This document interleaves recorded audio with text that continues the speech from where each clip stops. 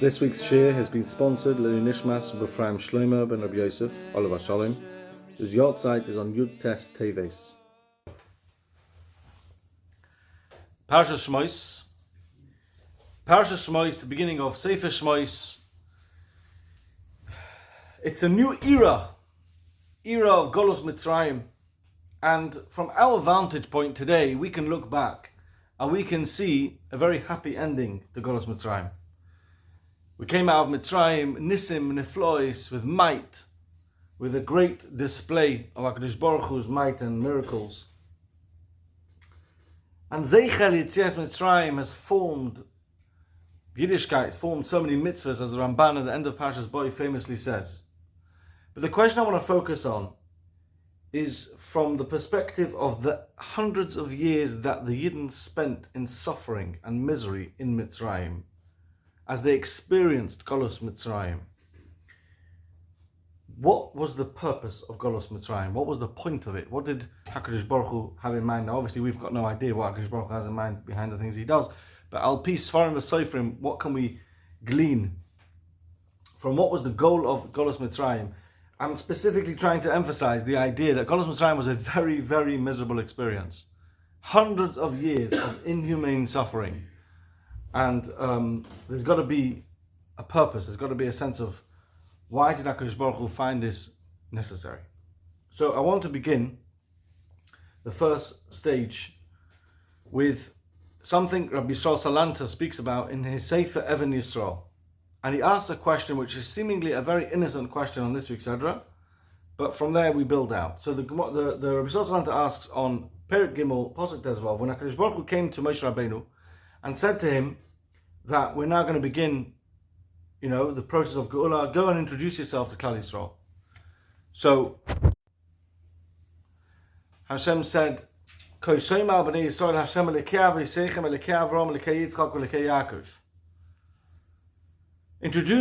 me, Hashem, to Klal Yisrael as being the God of your forefathers, Avram, Yitzchak, and Yaakov. And later on in the Sedra, when Moshe Rabbeinu came to Paro and introduced Hashem to Paro, so to speak, Perikei Posuk Aleph, Bo Moshe Aaron Vayimel Paro, Koyama Hashem Elekei Yisrael. This is what Hashem, the God of Yisrael, says. So we should also want to ask, as I say, it's a very seemingly innocent question. Why is it the case that when HaKadosh Baruch Hu was introduced to Klal Yisrael, he was introduced as the God of their forefathers, Avram, Yitzchak, Yaakov, and when he was introduced to Paroi, Moshe Rabbeinu chose to introduce him as simply Elekei Yisrael? That is the question Rabbi Yisrael Salanta asks. I think it's a whole shtickle, but we're going to select the main part of what he says in his answer.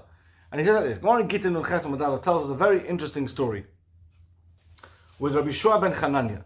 Rabbi Shua Chananya goes to a Krach Godel Shabaromi, a big town of Rome, and they tell him that there's a child, and they describe the child in very positive terms, but unfortunately he's been jailed by the authorities, and the implication obviously is that this was for no reason. So Rabbi Shua ben Chananya was very taken by this. So he went and stood al Pesach Beisa Asurim, he stood by the entrance of the jail, and he said the following pasuk from Yeshaya: Mi nosan lemeshisa Yaakov v'Yisrael leboizim. Who gave Yaakov for spoils and Yisrael to the robbers? In other words, what he was trying to imply was, this is seemingly quite unjust, that a child of innocence should be stuck in a jail.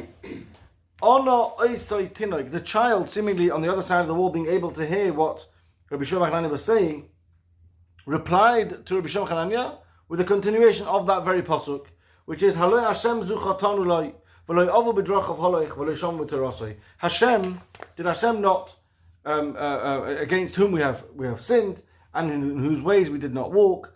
In other words, HaKadosh Baruch Hu is punishing us, says this child, because we didn't behave. The reaction of Rabbi Shua to this conversation was, he was very impressed. He says, this kid is going to grow up, he's going to become a leader, a Paisik in Klal Yisrael. And he made the commitment at that point to raise whatever money it takes to be paid the nefesh to redeem this child from jail. And guess what? This child turned out to be the great Rabbi Shmuel ben Elisha. So Yisrael Salanta wants to know, what did this child say in his response to Rabbi Shua that impressed him so? So Bishol Salanta explains how the world works from Hashem's perspective. And he goes like this. Generally speaking, and there's Gemara already about this, but generally speaking, when an individual gets suffering in this world, the purpose of it was to purify them from their averos. The Gemara says, right? So a person should consider what's he done when a person is hit with a certain suffering. Now, what about a tzibur? What about a gathering of people, a community of people, who unfortunately, Hashem decides they may be in need of some suffering to purify them, but there are some tzaddikim in their midst who don't deserve that punishment. So how does Hashem work out this calculation? Says Bishol Salanta, if those tzaddikim are tzaddikim gemurim, Hashem will protect the entire congregation because of those few tzaddikim. He will not punish everyone because he doesn't want to impact, seemingly unfairly, those tzaddikim who don't deserve it. However, if these tzaddikim are righteous, but they're not tzaddikim gemurim, and the way Rabbi Shol Salanta says, it's like they need a little bit of Hashem's rachamim to keep going and not be punished. They're not perfect, which is understandable. We know that Hashem has a threshold. Warren Soita tells us, Hashem only punishes a person when his measure has been full. In other words, Hashem punishes a person when he reaches a certain threshold. And these tzaddikim, because of Hashem's Rachei Shemayim, together with their tzidkas, haven't quite reached that threshold and therefore don't deserve punishment on their own. However, because they're not tzaddikim gemurim, says Rabbi Shol Salanta, they will not be able to protect everyone else. And if Hashem decides that the community needs punishment, He'll bring the punishment even in spite of those tzaddikim there. All of that makes sense. The depth of this is what the child understood in the story. The child was replying to Rabbi Shua and saying, you're bothered by how can it be that an innocent child's in jail? I'll tell you how HaKadosh Baruch Hu runs the world. That this is by design. HaKadosh Baruch Hu only prevents the innocent, so to speak, when they are tzaddikim gemurim. But if they're not tzaddikim gemurim, they will be swept along with the punishment of the public. And what the child was implying to Rabbi Shua was, look, this is what happens when people sin. Hashem punishes us. That's kind of the way of the world. And that's what Rabbi Shua was so impressed by, that this child was able to have such a mature and correct perspective, even on his own suffering, by linking it back to, look, that's the way Hashem runs the world.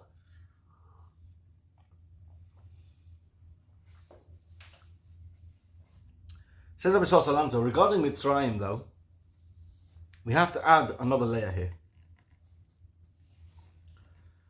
You see, all of that we've discussed, how Hashem runs the world, is very much din. Din is justice. It's straightforward. It's 1 + 1 = 2. It's more black and white. But there's another way that Hashem uses to run the world, which is rachamim. Now, Rabbi Shol Salanta makes it plainly clear that rachamim does not mean Hashem disregards din. Hashem doesn't disregard reward and punishment, avera and consequence. Of course, Hashem doesn't disregard that, but Hashem works around to soften the edges, so to speak. That if there's more consideration to be given to this, let's not just judge this on the strict perspective of din. We can round the edges and apply rachamim and see perhaps another way of reading the situation so that the consequence doesn't quite have to be as severe. That type of thing is what Hashem would do. Says Rabbi Shol Salanta, from the strict perspective of din, by the time Klal Yisrael had finished their Golus, there was no way for them to be redeemed. Even with rachamim, even with Hashem applying rachamim as what Hashem does sometimes in the world, because of a person's own deeds, that wouldn't have helped either. They were beyond. They were so far from where they needed to be in their spiritual level that Hashem had to rely on Zechus Avos, on Avram, Yitzchak, Yaakov, in order to redeem them. And only because of Zechus Avos were Klal Yisrael able to be redeemed. Says Rabbi Shol Salanta, going back to his question, you know why? When Hashem was introduced to Klal Yisrael, Moshe Rabbeinu introduced Hashem to Klal Yisrael as Elekei Avram, Elekei Yitzchak, Elekei Yaakov, because he was imparting the message to Klal Yisrael. You know, Hashem is going to redeem you, but not because of your zechus, because of the zechus Avos of Avraham, Yitzchak, Yaakov. However, when Moshe Rabbeinu spoke to Paroi, he didn't want Paroi in on that piece of information. He didn't want Paroi to be privy to the fact that the people that we're asking for redemption actually don't deserve redemption on their own behalf. They deserve the redemption only because of their forefathers. That's not going to go down well. That's not helpful. So when he spoke to Paro, he said Elikei Yisrael. That's what we saw Salanta's explanation. And all of this I'm bringing, it's a nice Devater in its own right, but I'm bringing it by way of lengthy introduction to the central question that we began with, which is, what was it all for? We saw Salanta has just laid down. Not only did Klal Yisrael go through such suffering for so many years, but even by the end of it all, they weren't even on a level that Hashem could bedin redeem them. They weren't even on a level that Hashem could berachmim redeem them. They were only able to be redeemed b'schus avos. So is that not itself an indication that something has gone a bit amiss? That the purpose of Golus Mitzrayim seems not to have achieved what it set out to achieve? And this is the central question I really want to try and get to grips with. What was the purpose of Golus Mitzrayim and how did it achieve it? So the next stage of the proceedings I want to bring is the Maral. The Maral is in Gvuras Hashem Perek Tes, a huge arichas. He goes through a variety of different approaches in the Mefarshim as to explain why Klal Yisrael went through Golus Mitzrayim. The one that we quote here, which he also disagrees with, is a Mefarshim, Yeshua and Mefarshim, he says, who say that it was Yisurim Shalava. It was HaKadosh Baruch Hu giving Klal Yisrael a hard time, but out of love. Just to be menake them, to cleanse them a bit, to give them a zchus. So Rishon Sanata doesn't like it at all. He said, because if it would be for, Maral doesn't like it at all, because if it would be for one generation, we could understand how a generation can have a difficult time because Hashem wants to give them more zchusim. But says Maral, so many people died in this Golus Mitzrayim. How can you tell me that this whole purpose of Golus Mitzrayim was Yisurim Shel Ava, Lezako Yisom? There were people who lived their entire lives in this Golus, ended up nowhere. It doesn't add up. So rather than that approach, and the other approaches he brings, he focuses on the Gemara in the Dorim Lamed Beis. Now the Gemara itself brings three different opinions, opinions as to exactly what this is. So he says, all of them though, all three opinions make the point that Avraham Avinu, on some level, did wrong. The Mesilas Yesharim already brings from Chazal, when Avraham Avinu responded to Hashem and he said, Bamo Eda, how will I know? That was a sin. The Gemara, as I say, in the Dorim brings other opinions as to what exactly Avraham Avinu slipped up on.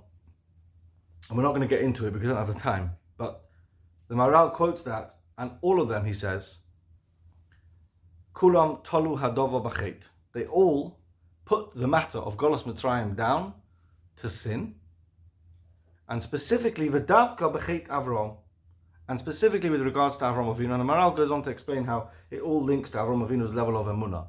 That the emunah of Avraham Avinu was found to be lacking, obviously, on his level, and that justified Golus Mitzrayim. How so? Says the Maral, because if you find a problem at the source, if you find a problem at the root, then that has the potential to be far more impactful down the line.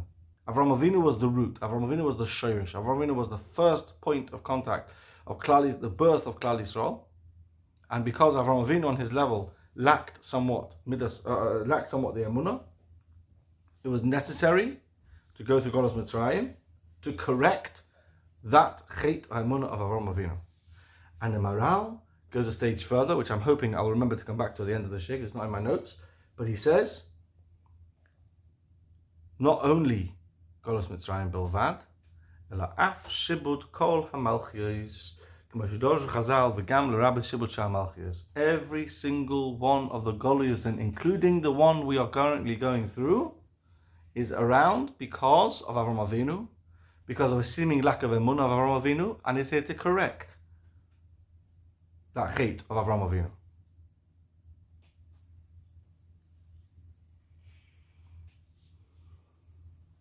And he emphasizes that Avraham Avinu was the shorish. Avraham Avinu was the start of it all. If Avraham Avinu lacked a certain emunah, it was necessary for later on for it to be a lot of Golus in order to atone for and to fix that lack of emunah in the beginning.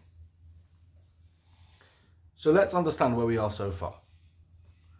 Firstly, we established from Bishal Salanta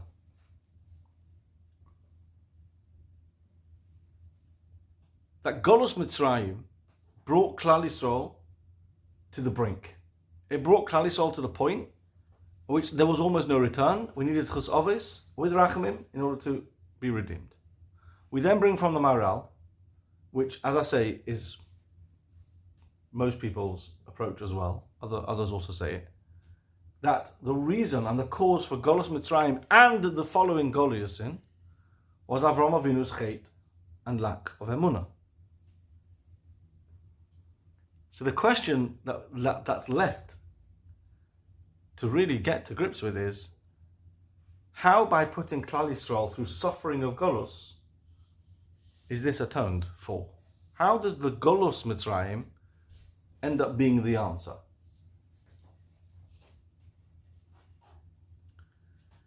So there's a gewaldige Rabbi Yerucham Levavitz in Sefer Das Chochma Musa.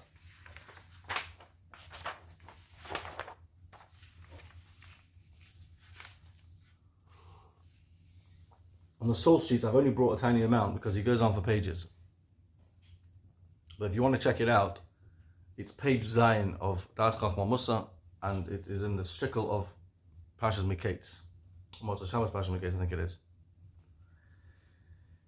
But he begins with the Medrash in Shmos Rabbah Perek Chaf Aleph. And the Medrash says, Ma'u Paroi Hikriv, the Lashon HaPosuk, what does it mean, Paroi Hikriv? Shehikriv es Yisrael le'tshuva. That Paroi drew Klal Yisrael near to tshuva. Okay? And the Medrash carries on. V'lama osa HaKadosh Baruch Hu lehem kach, ela shehoya HaKadosh Baruch Hu mis'aveh l'tfiloson. HaKadosh Baruch Hu was desperate. Mis'aveh. He was desperate for the tefillas of Klal Yisrael. And therefore, HaKadosh Baruch Hu engineered Paroi to give us a hard time, so that Klal Yisrael would daven. He continues with unbelievable words.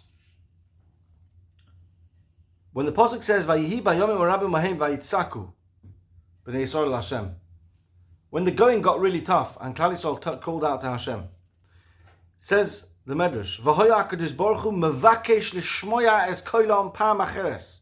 Hashem was desperate to listen to their voice another time. Ma'osa giro leparoi lurdaf achareim shenema paroi hikriv. Sorry, it's not relevant to that pasuk. When HaKadosh Baruch Hu wanted to hear Klal Yisrael, you know what he did? He made Paroi chase Klal Yisrael, so that Klal Yisrael would then daven to Hashem. Says the Rabbi Yerucham, there's an unbelievably new idea that we see in this Medrash. We normally think of tzara and tefillah that works like this. A person's in a difficult situation, and therefore they daven to Hashem to get out of the difficult, to get through the difficult situation. And hopefully Hashem listens to his tefillah as he wants, and the difficult situation is resolved and it goes away. So then if you're the objective observer of that scenario, what would you say would be ideal? Well, ideally, it would be great if we didn't have that situation to begin with. The tzorah comes to a person, and the person davens for the tzorah to go away, and then the tzorah goes away. So now you're back to square one. Now you're back to without the tzorah. Says Rabbi Yerucham, that's not how it works.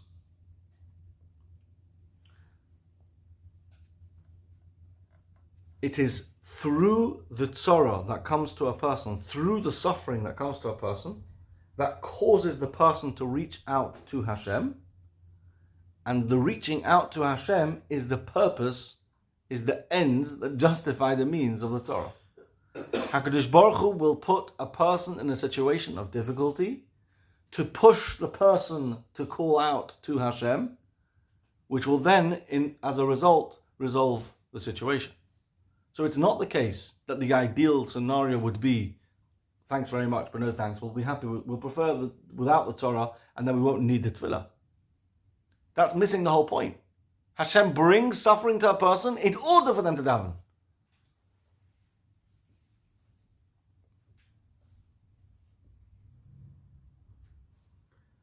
Rabbi Yerucham builds this from this medrash. This medrash is saying that HaKadosh Baruch Hu made it difficult for Klal Yisrael in order for them to call out to Hashem. That was the purpose.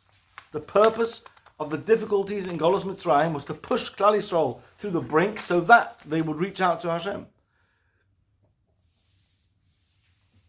Rabbi Yerucham says we talk about the Yeshua coming. Person's in a situation of a tzara, or Klal Yisrael in a situation of a tzara, the Yeshua is yet to come. But he says the real way a Yeshua comes is Miloshen Tzmichas Yeshua. Matzmiach Karen Yeshua, right? Tzmichas Yeshua is a growth of Yeshua. You know where Yeshua begins to grow? From the tzara itself. Says Rabbi Yerucham, the tzara itself, the suffering itself, is the beginning of the end. It's the beginning of the Yeshua. It's only through the suffering that a person is brought to greater tefillah, greater closeness to Hashem, which in itself resolves with the Yeshua. So hopefully that's not too much of a deep concept to understand. I think it's just a counterintuitive slightly. When a person looks at suffering, one has to look at it with a different light. But Rabbi Yerucham talks us through in suffering in terms of Mitzrayim. The suffering of Mitzrayim was by design. You know the English proverb, necessity is the mother of invention.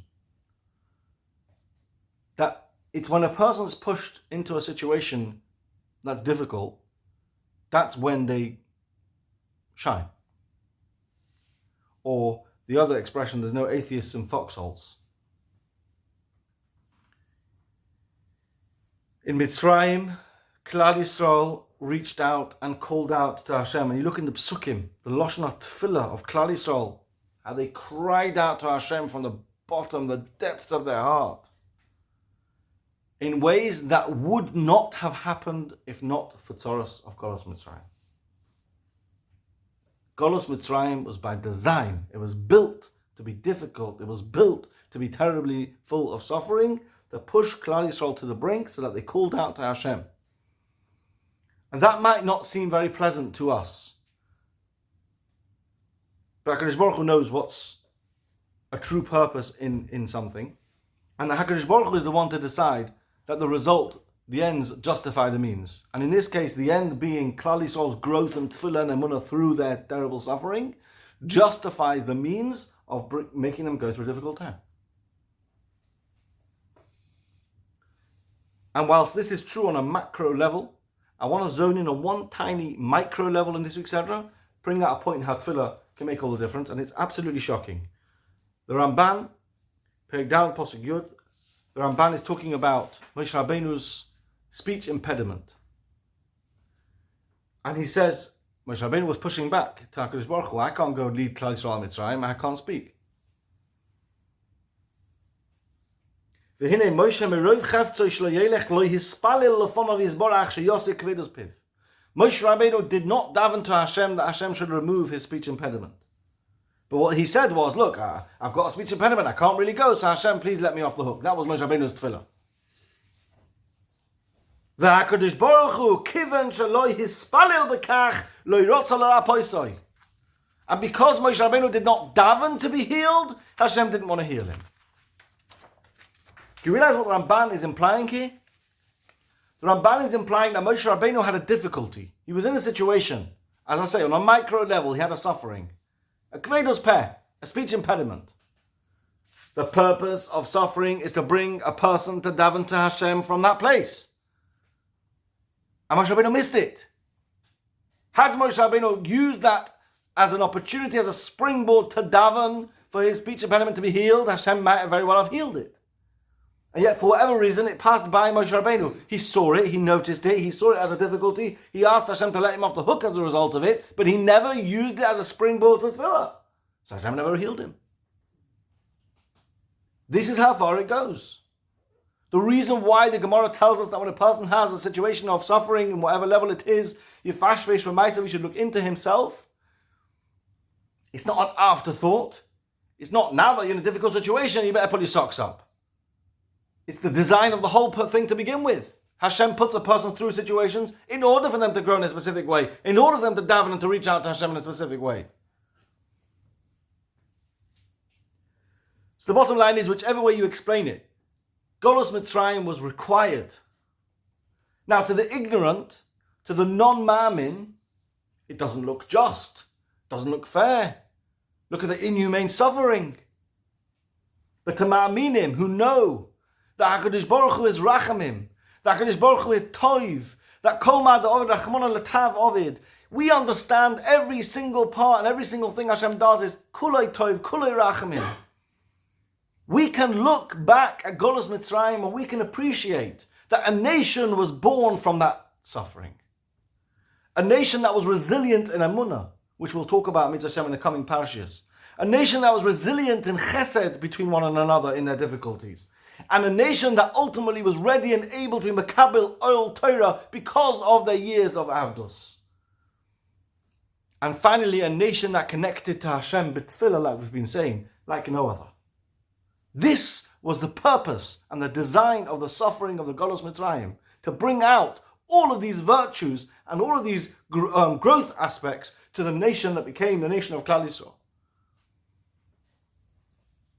So to sum up what we've said today, we began with Rabbi Sosa Lanta, who explained that Klal Yisrael, in terms of their actions, in terms of their slipping and their mistakes, unfortunately, they were not in a good place. The Medrash tells us that when they came to Yetzias Mitzrayim, halalu ovdei avodah zarah v'halalu ovdei avodah zarah, there was little difference between them in action. And that did not stand to Klal Yisrael's credit. So we asked, if that's the case, then what's it all about? And the Maharal tells us the purpose of Golus Mitzrayim was to achieve atonement for Avram Avinu's sin in Emunah. How was that going to be achieved?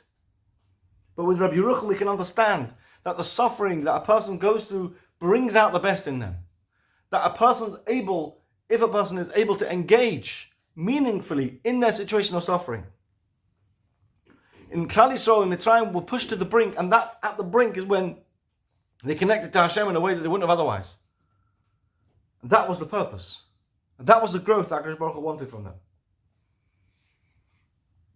So the takeaway from all this is that everything we've learned about Golus Mitzrayim applies equally, firstly, as I said, to our Golus, but it applies to every individual, to their suffering and their situation. First thing to know, to be comforted by the fact that every bit of our life is by design. That if a person finds themselves going through a difficult situation, it's by design. And the second thing of that is that it's for a purpose. If you focus on the fact that there's a purpose to the suffering, there's something HaKadosh Baruch Hu wants from me, do a bit of soul searching and try and work out what that is. Sometimes you'll be lucky and you'll be able to see what it is, and sometimes you won't. But you'll still always be able to connect to Hashem at some point when you're ready and able and you feel you're in the zone, your well-being is balanced, you're able to reach HaKadosh Baruch Hu in that moment. If you have that as your focus, then it will be much easier to contend with the difficulties of life. Shkoyach.